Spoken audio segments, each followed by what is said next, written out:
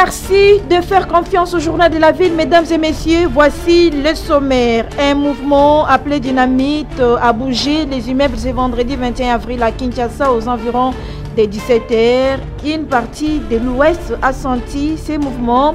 Les habitants d'Engaliema, Mazal, Sepeya, Mouchi, Mongafula, Gombe ont été touchés par ces mouvements secousses. La SCTP, Société commerciale de transport et des ports, va redevenir à son ancienne appellation ONATRA. La demande est de la ministre du portefeuille, Adel Kainda, au conseil de l'administration de la Société commerciale de transport et des ports. Un changement qui vise à mettre fin à la confusion constatée dans les abréviations avec la SCPT, Société congolaise des postes et télécommunications, ex-OCPT. C'est tout pour les sommaires. Mesdames et messieurs, encore une fois, bienvenue dans ce journal.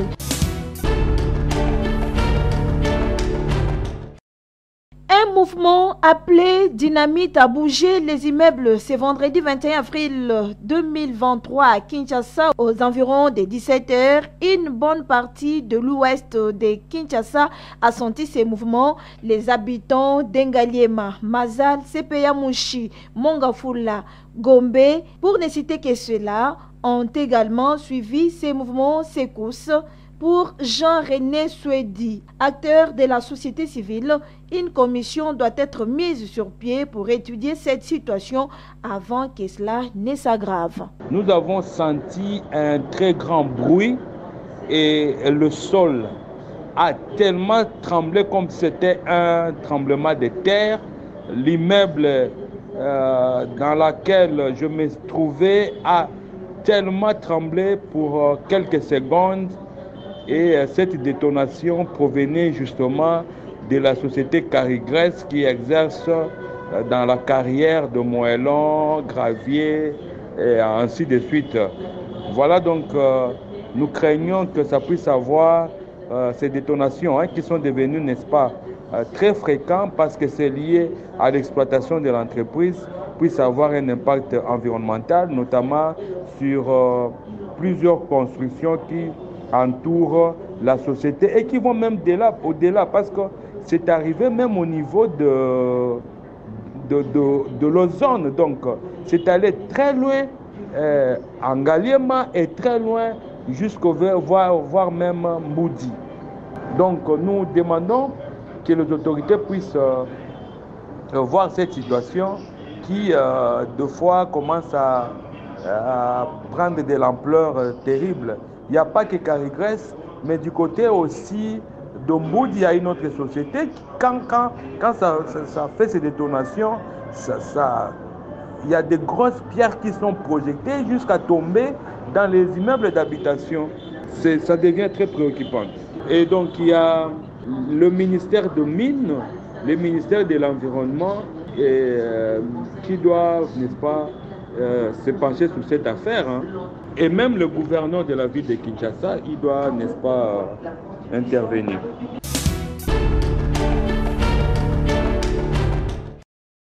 Une audience accordée aux représentants résidents du PNID Damien Mama ce jeudi 20 avril 2023 par la ministre d'État, ministre de la Justice et garde de Sceaux, Rose Mutombo Kessé. Avec Damien Mama, ils ont passé en revue les questions de justice et de la lutte contre la corruption.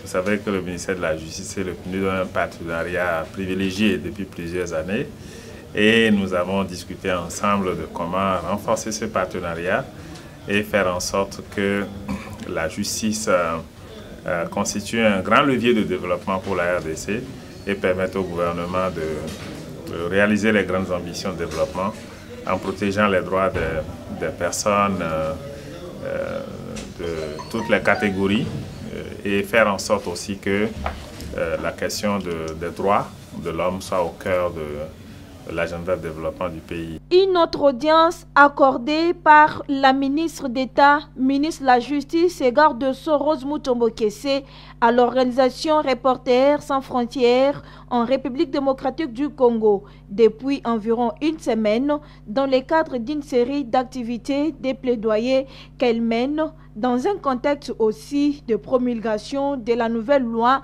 sur la presse. C'est ce qu'a dit son directeur du bureau Afrique, Sadibou Marang, dans la perspective de la campagne élection en République démocratique du Congo. La campagne élection en RDC, une série d'activités que nous envisageons avec notre partenaire journaliste en danger sur place, qui va consister à mettre en place des séries de formations dans différentes localités, cibler des journalistes, les reporters qui seront sur le terrain et qui seront amenés à couvrir ce processus électoral dans son ensemble. Ça, pour nous, c'est extrêmement important parce que nous, de plus en plus, en Afrique, il y a en 2023 et jusqu'en 2024 ou 2025, on va aller vers beaucoup d'élections et nous avons remarqué dans le monitoring que nous faisons que les moments d'élection charrient beaucoup de violence sur des journalistes et donc il va falloir prendre les devants pour mettre en place un peu ces séries de formations. Prévue pour ce mercredi 19 avril 2023, la rencontre entre les ministres des Défenses des pays de l'Afrique de l'Est et les autorités congolaises afin d'évaluer les mandats et la mission des forces de l'Afrique de l'Est qui intervient en République démocratique du Congo suite à l'agression des rebelles du M23 soutenus par le Rwanda. Cette rencontre n'a pas eu lieu pour cause, les ministres des Défenses des autres pays n'ont pas répondu à l'appel du gouvernement congolais à Goma. Et les raisons de leur absence n'ont pas été données. Et pourtant, cette réunion devrait discuter de l'avenir de la mission EAC en RDC. Chose qui inquiète le Forum des intellectuels des Congolais de l'étranger que dirige le docteur Joël Ngoïchiso dans une déclaration faite ce mercredi 19 avril 2023. La situation à laquelle nous faisons face maintenant est que nous avons sur les sols congolais la MONUSCO qui ne veut pas quitter le pays, les forces de l'Afrique de l'Est qui n'acceptent pas l'évaluation du ministère congolais ou du gouvernement congolais et qui s'absentent à une réunion tout simplement dans le but de ne pas entendre qu'on n'a plus besoin d'elles. Pour ce faire, le Forum des intellectuels des Congolais de l'étranger FIS demande au chef de l'État, Félix Antoine Tshisekedi Tshilombo, de prendre fermement ses responsabilités. Nous demandons maintenant au président de la République de prendre fermement ses responsabilités pour que si ces forces n'acceptent pas l'évaluation qu'il a demandée au ministère de la Défense et aux experts congolais, qu'il notifie tout simplement ce père de l'Afrique de l'Est que ces troupes ne sont plus les bienvenues sur notre sol. Le FIS voit dans cette situation une guerre ouverte contre la République démocratique du Congo et dénonce cela avec la dernière énergie. D'une manière ou d'une autre, c'est comme si la guerre est ouverte sur notre pays par plusieurs forces et sur tous les fronts. Mais il est tout à fait vrai que la population congolaise, derrière son président et son gouvernement, vont résister contre toute action de nature à nous piéger. Par ailleurs, les forums des intellectuels des Congolais de l'étranger appellent le peuple congolais à la vigilance et d'être unis derrière le chef de l'État pour vaincre cette guerre imposée à la République démocratique du Congo.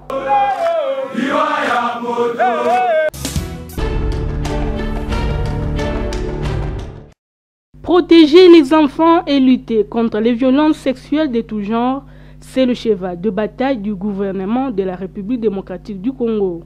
À cela s'ajoutent les dérapages de tout genre qu'on retrouve sur les réseaux sociaux qui nuisent à l'éducation des enfants congolais.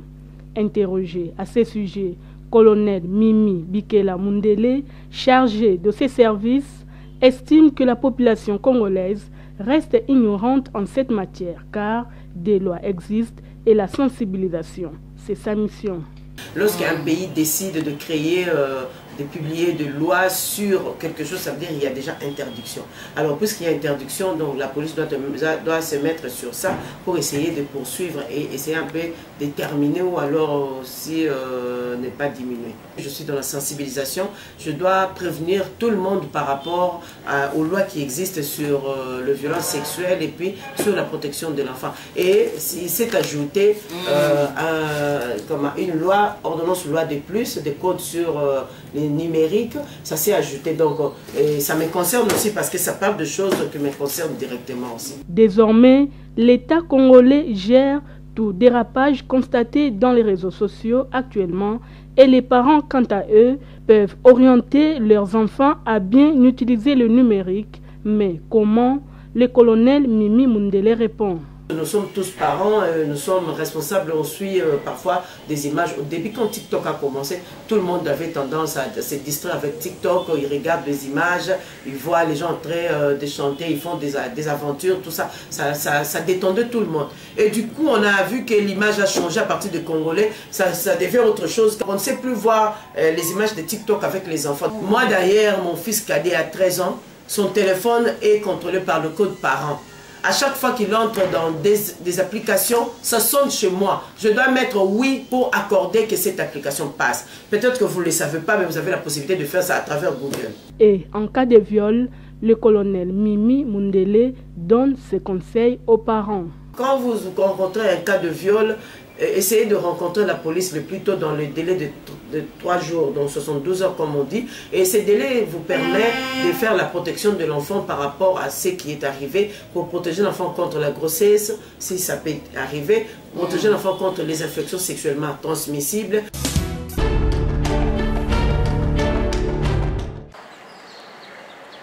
Après plusieurs années, depuis que les travaux de construction de l'avenue Pumbu dans la commune de la Gombe a été abandonnés, à ce jour, les autorités de la ville veulent ériger un bureau du quartier sur l'emprise de cette avenue. Interrogé à ce sujet, Jean Mangalibi, acteur de la société civile, réagit. Comme on l'avait toujours dit, c'est des travaux mal effectués qui demandent à ce qu'on puisse vraiment venir recommencer à zéro.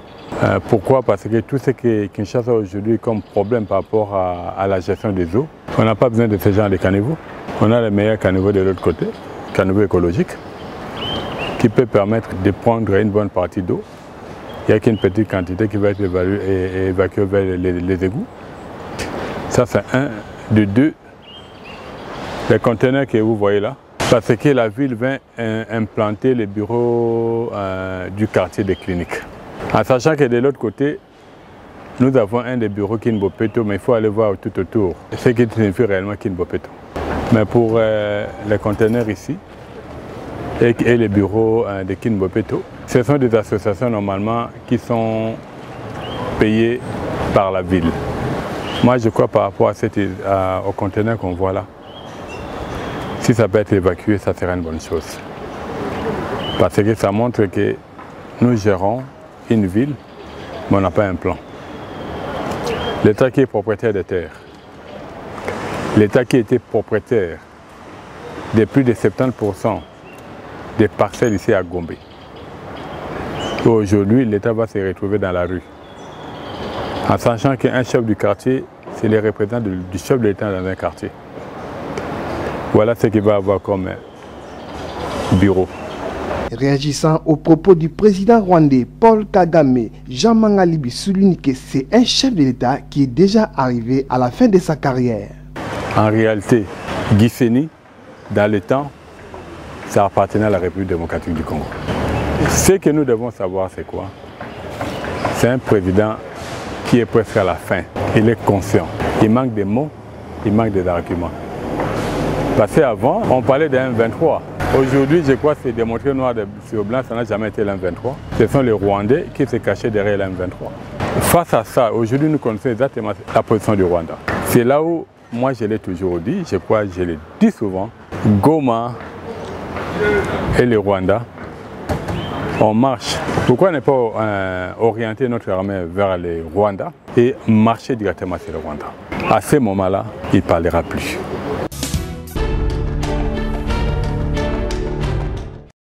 La ville-province de Kinshasa compte 24 communes. Dans chaque municipalité, on retrouve plusieurs quartiers et ces quartiers ont leurs dirigeants appelés chefs du quartier. À la question de savoir quelle est l'importance d'un chef du quartier, quel est son travail, chef Ewagi Bailo Taka, champion du quartier Mpassa 3 Bibwa Antile, explique. Chef à quartier importance na enini. Aza koyangela bato na biloko na bango. Likambo etali sécurité ya population koyangela pe biloko na bango koyeba mouvement nyonso ezo salema na quartier ya quartier kokoto ya mutu kobima ya mutu na point etali lokola recensement kotanga motu ya bato na yebi oyebi même bibliquement ndenge mona nzambe akende ko sala recensement ko komisa kombo na buku ya l'état. Voilà peut-être rôle ya chef à quartier. Il faut abattre la quartier, abattre les bateaux na biloko na bango, c'est-à-dire à ça qu'on administre quartier. Abattre les bateaux na biloko na bango, azo sala tout ouais sengeli, y compris ceux qui assis ici, azo pèse sa rapport na niveau ya hiérarchie na ye. Hiérarchie na nga numéro 1, les ali na tini na commune ya lekisi na ville ya lekisi na niveau ya mokili mobimba. Ndenge toza, biso nde toza pouvoir de base numéro 1 na niveau ya population. Pour y avoir la population ya quartier Bibwa, bazo bikela ndenge nini. Eza a partir nanga. Nazota la bango, na yebi mutu na bango, na yebi na ba bisika bango bavandi numéro 1, c'est-à-dire autorité babenga autorité de base des chefs à quartier. Ewagi Bailo Taka appelle en outre la population au respect à l'endroit d'un chef du quartier. Vraiment, c'est très important la population congolaise na biso. Baye ba importance pe baye ba katina valeur à chef à quartier. Il faut bato sakaye. Na chef de riz na ye oye a désigner kana kati ya riz. Bon ceux qui aussi ba konzo baza pembe na yo te. O bazo vivre na yo continuellement, c'est-à-dire chaque jour je suis avec la population. Nazo yeba ebikeli na bango, etamboli na bango, eleli na bango. Les caméras de sécurité na bango tout manœuvre tout et ça m'a joué ça ndé ango nazo betambela nazo zongisa yango na étendu ya ville province à Kinshasa bande konyoso baza ba quartier baye ba kotosa ba première autorité de base na bango bazali ba chef à quartier.